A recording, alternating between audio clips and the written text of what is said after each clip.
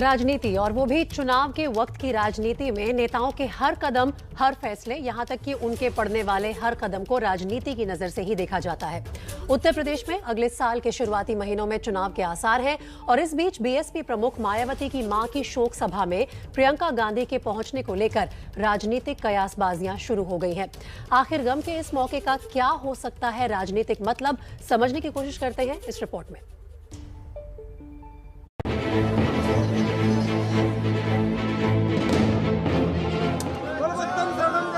BSP supremo Mayawati की मां रामरथी जी के 92 साल की उम्र में निधन के बाद पार्थिव शरीर को अंतिम संस्कार के लिए जाते वक्त की ये तस्वीरें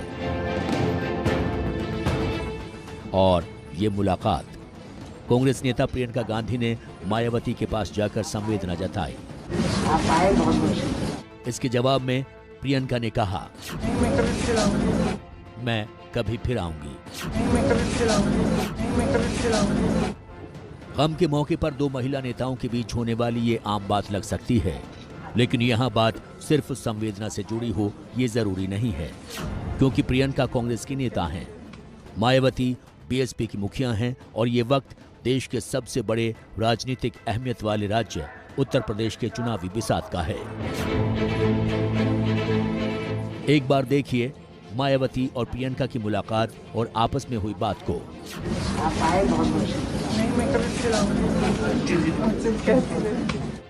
प्रियंका ने कहा, मैं कभी फिर आऊंगी। फिर आने के इस वादे को चुनाव के लिहाज से देखें तो जब जब कांग्रेस बीएसपी के पास आई है, दोनों को फायदा हुआ है।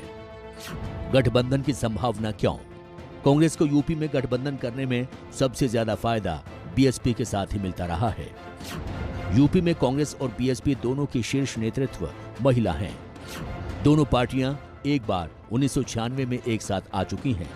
दोनों ही पार्टियां यूपी में अपना पुराना प्रदर्शन दोहराना चाहती हैं। यूपी में बीएसपी 10 साल से और कांग्रेस 32 साल से सत्ता से बाहर है।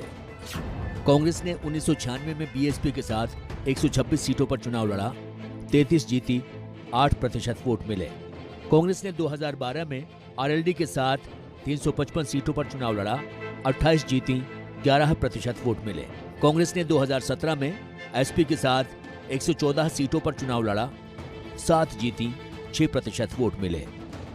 एक हकीकत ये भी है कि 1991 से जब भी कांग्रेस अकेले या छोटी पार्टी के साथ चुनाव लड़ी, उसके 50% से ज्यादा प्रत्याशियों की जमानत जब्त हुई।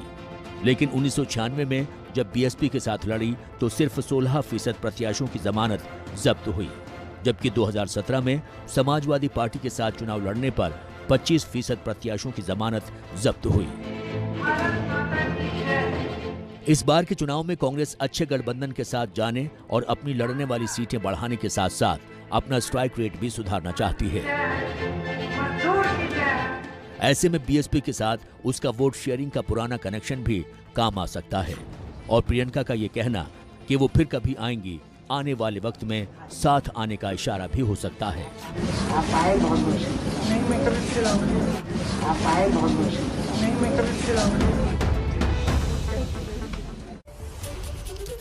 यूपी में मुख्यमंत्री योगी आदित्यनाथ सत्ता में वापसी के जुगाड़ में हैं। अखिलेश यादव 5 साल बाद फिर से मुख्यमंत्री बनने की फिराक में है।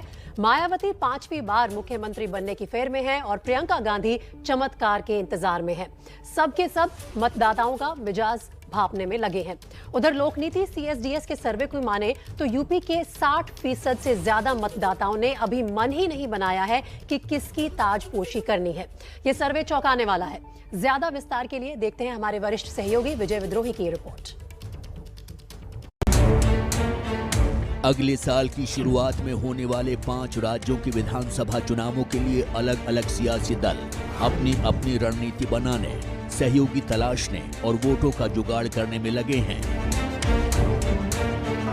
कोई रैली कर रहा है तो कोई गठबंधन, कोई वायदे कर रहा है तो कोई सोशल इंजीनियरिंग। हम प्रदेश के नौजवानों को नौकरी और रोजगार की गारंटी देंगे। इन्होंने आपको धोखा दिया। बीएसपी के लोगों को विरोधी पार्टियों के सभी साम दाम दंड भेद आदि हथकंडों से भी जरूर सावधान रहना है।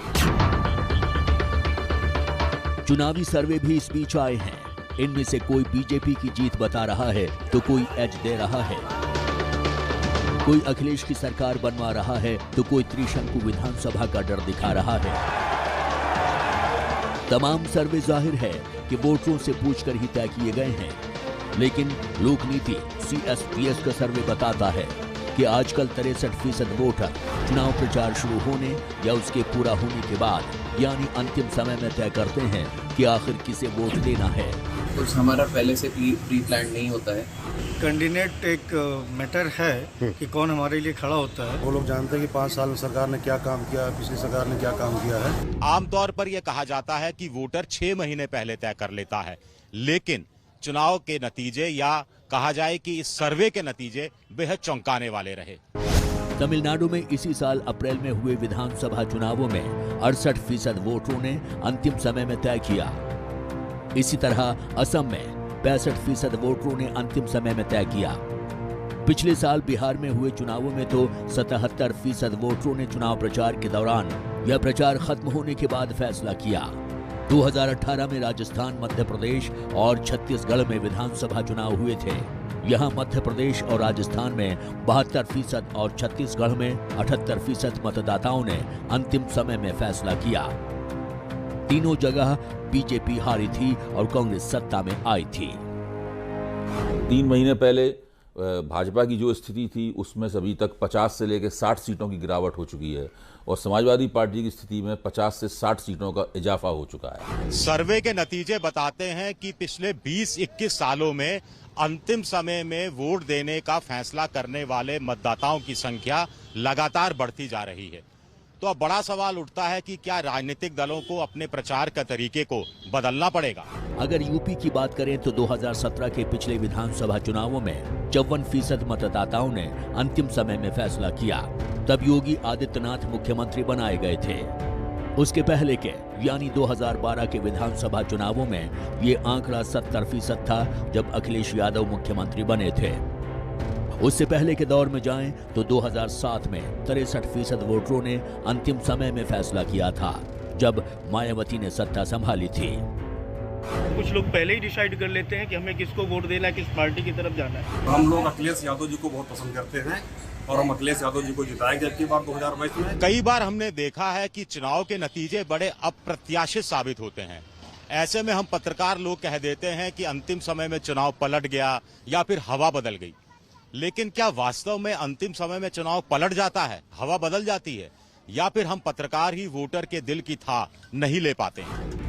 बंगाल में सभी चुनावी सर्वे ममता और बीजेपी के बीच कांटे की टक्कर बता रहे थे, लेकिन ममता बहुत आसानी से लगभग एक तरफे अंदाज में चुनाव जीत गई। उधर पिछले साल हुए बिहार विधानसभा चुनावों में एनडीए गठबंधन की आसान जीत की बात कही जा रही थी, लेकिन कांटे की टक्कर में बमुश्किल नीतीश कुमार अपनी सरकार बचा पाए। जो भाजपा के वोटर हैं वो सख्ती के साथ में और वफादारी के साथ में भाजपा के साथ हैं। जो भाजपा के खिलाफ हैं वो भाजपा के खिलाफ हैं, लेकिन बीच में जो वोटर है वो ज़रूर आखिर में तय करता है कि हम किसको वोट देंगे।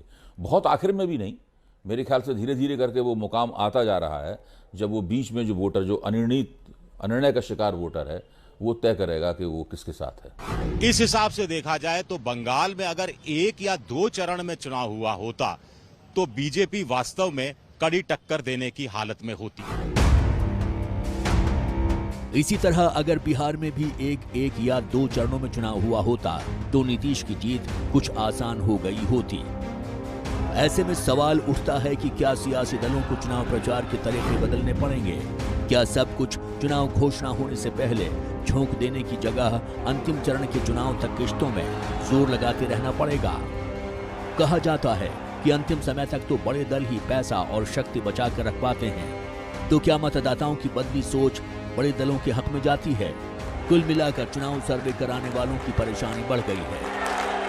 अनिर्णित मतदाताओं के कारण दिक्कत जितनी पॉलिटिकल पार्टीज को होती है उतनी ही पत्रकारों को भी होती है, उतनी ही सर्वेयर्स को भी होती है। लेकिन सर्वे ये भी बताता है कि आमतौर पर देर से फैसला करने वालों और जल्दी फैसला करने वालों की सोच में बहुत ज्यादा बुनियादी फर्क नहीं होता है। हालांकि देर से फैसला करने वालों की तादाद बढ़ती जा रही है, जो उलटफेर की क्षमता रखते हैं।